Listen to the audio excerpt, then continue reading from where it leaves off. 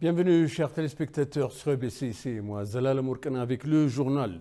Le Premier ministre Abiy Ahmed est arrivé à Nairobi, au Kenya, pour assister à la célébration de l'anniversaire du nouveau président du Kenya, William Ruto. On sait que William Ruto a été élu 5e président du Kenya lors des récentes élections présidentielles tenues dans le pays. Le nouveau président élu, le Dr William Ruto, devrait être serment aujourd'hui au stade Kasarani et a déclaré le 5e président du Kenya. Les dirigeants de divers pays, dont le Premier ministre Abiy Ahmed, ont assisté à la célébration. L'ancien président du pays, Uhuru Kenyatta, sera de l'émission, mais le rival de William Ruto, Raila Odinga, ne sera pas de l'émission.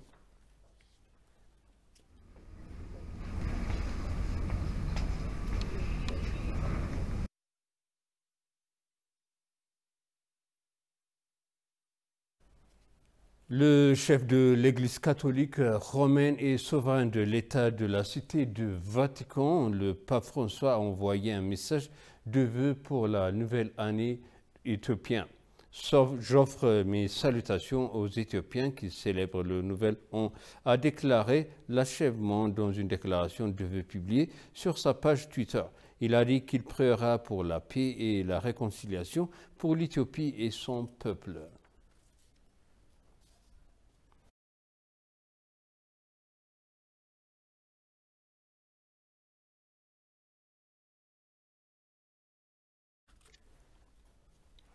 La conférence sur la zone de libre-échange africain qui se concentre sur la participation des femmes et des jeunes dans les affaires a débuté à Dar es Salaam en Tanzanie. L'ambassade d'Éthiopie en Tanzanie a annoncé que la présidente Salome Zodé avait envoyé un message aux participants à l'ouverture de la conférence.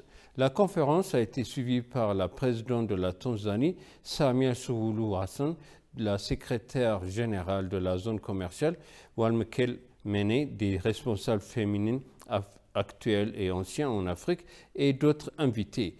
L'accord sur la zone de libre-échange africain est entré en vigueur le 1er janvier 2021 et 54 pays africains ont signé l'accord. Environ 40 pays dont l'Éthiopie l'ont approuvé dans leur conseil législatif.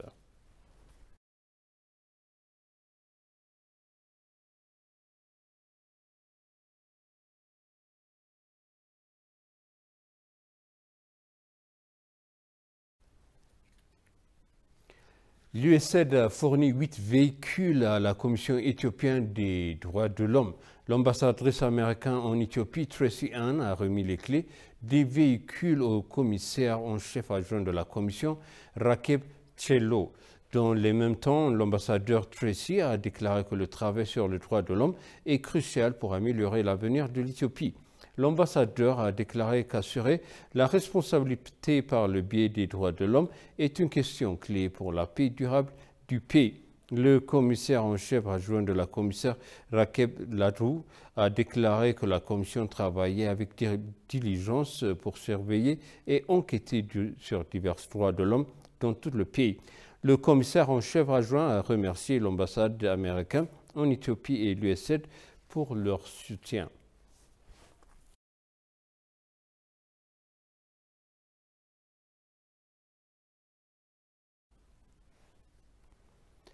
Le ministre des Affaires étrangères et de la coopération internationale du Soudan du Sud, Mike Aydeng, a adressé ses meilleurs vœux au peuple éthiopien pour sa nouvelle année. Le ministre, dans son message de vœux, a exprimé l'espoir de la paix et la prospérité règne dans le grand pays qu'est l'Éthiopie et la grande région de la Corne de l'Afrique en général. Il s'est également dit convaincu que les deux pays frères continueront à renforcer leurs relations bilatérales au cours de cette nouvelle année. Je suis impatient de travailler en étroite collaboration avec mon homologue Demek Emekonnen, le vice-premier ministre et ministre des Affaires étrangères d'Éthiopie, pour y parvenir, a-t-il ajouté.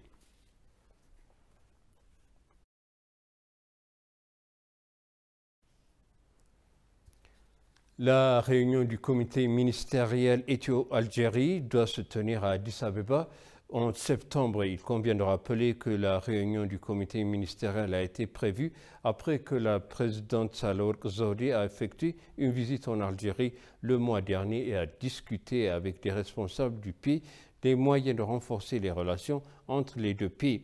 Selon l'ambassadeur d'Éthiopie en Algérie, Nebiat Getachew, la réunion discutera des moyens de cimenter la coopération économique et les liens entre le peuple entre les deux pays et de mettre en œuvre l'accord qu'ils ont signé jusqu'à présent.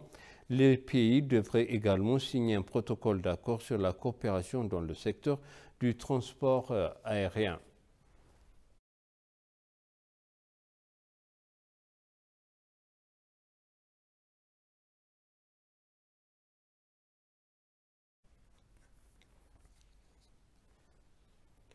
Et pour conclure, le journal Ethiopian Airlines, l'une des principales compagnies aériennes au monde, a conclu un accord avec l'autorité du tourisme de Zimbabwe, ZTA, et est devenue une alliance stratégique de l'autorité pour son exposition mondiale du tourisme Sanganai Langanini.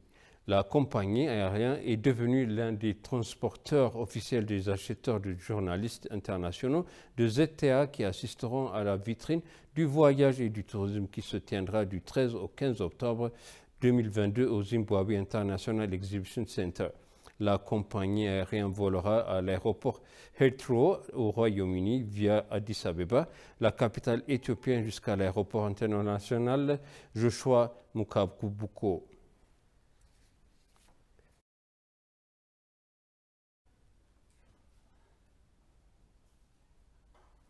Et maintenant, je vous rappelle les titres principaux. Le Premier ministre Abiy Ahmed s'est rendu à Nairobi pour assister à l'investiture du nouveau président du Kenya, William Ruto.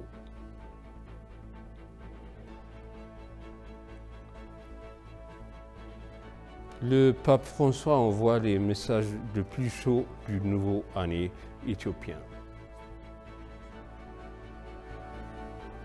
Chers téléspectateurs, ainsi s'achève le journal. C'était moi, Zalal Mourkana, avec vous, et je vous souhaite une bonne année 2015 du calendrier.